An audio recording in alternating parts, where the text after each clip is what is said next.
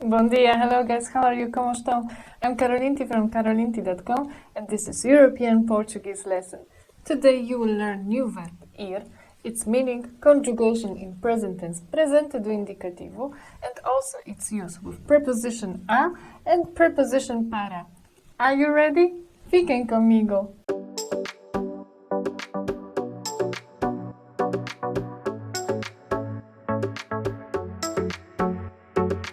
Let's begin today with a revision of verbs that you've already known in present tense, presente do indicativo. As you remember, presente do indicativo is a present tense, but it's not used at the moment of speaking. It is mainly used when we want to talk about daily routine, our habits, or repetitive actions. For example, ela bebe o leite todos os dias. Ela bebe o leite todos os dias. Visit my website karolinti.com, click on Summer Courses button and sign up to my Portuguese lessons. Learn Portuguese while visiting or living in Portugal. If you want to learn more or if you want to repeat more about present tense, presente do indicativo, link to this lesson you can find now here and in description box below. Presente do indicativo divides into regular and irregular verbs. Regular verbs are divided into three groups: verbs with ar ending, verbs with er ending, and verbs with ir ending. To verbs with ar ending belong such verbs as, for example, falar, estudar, trabalhar, morar. Link to the lesson about these verbs you can find now here and in description box below. To verbs with er ending belong such verbs as comer, beber, compreender, perceber. Lesson about these verbs you can find now here and in description box below. And to verbs with ir ending belong such verbs, for example, abrir, partir, vestir. Irregular verbs are those which conjugation has to be learned by heart.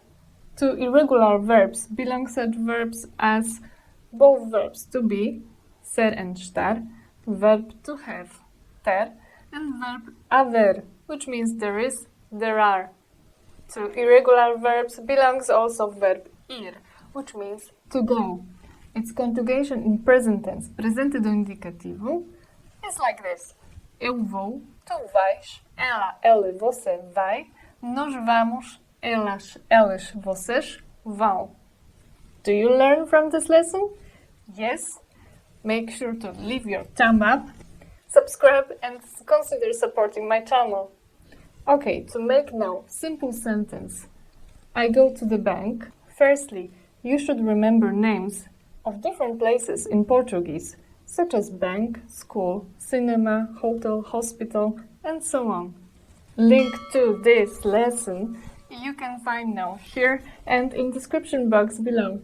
Second of all, you should know preposition to, which in Portuguese is preposition a and also preposition para. Link to the lesson about preposition a you can find now here and in description box below. All you have to remember now is that preposition a joins with an article of the noun. So when we've got preposition a and feminine article a, it joins together and gives a with grave accent, but the pronunciation stays the same. Preposition a and masculine article o give together au. Preposition a and plural feminine article ash give ash. Ash with grave accent, but pronunciation stays the same. Ash. And preposition a and plural masculine article os give together aus. So now let's translate the sentence I go to the bank. Eu vou ao banco. Ao banco, because bank is a masculine noun. Eu vou ao banco. Sentence I go to the bank can be also translated with use of preposition para. Eu vou para o banco. Eu vou para o banco.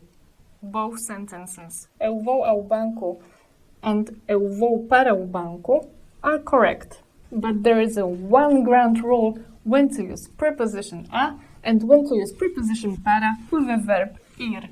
Preposition a is used with verb ir when the subject of the sentence goes to a specific place for a short time.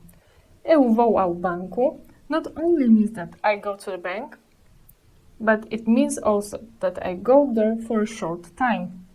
Maybe just to arrange something, make a transfer or open an account.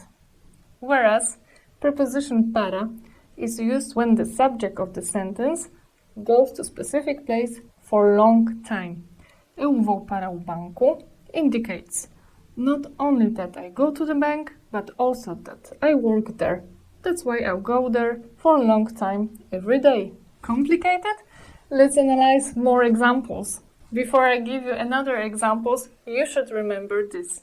Preposition para is used with verb ir when we talk about places where we spend the most of our time. For example, home, casa, work, trabalho, and school, escola. Sentence, ele vai para a escola, ele vai para a escola, not only means that he goes to school, but it's got also an extra meaning.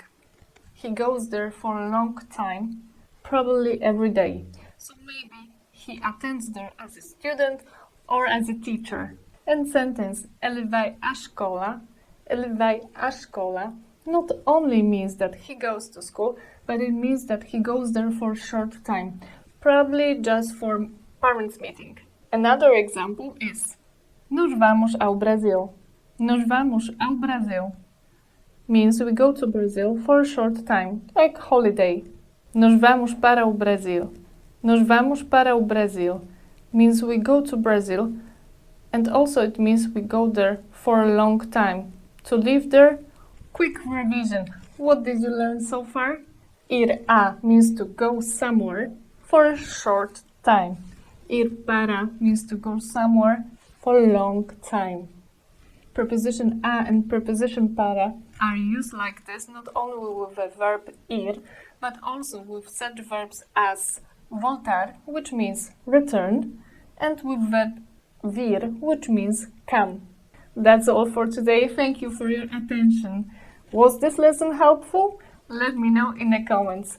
Don't forget also to leave your thumbs up, share and subscribe.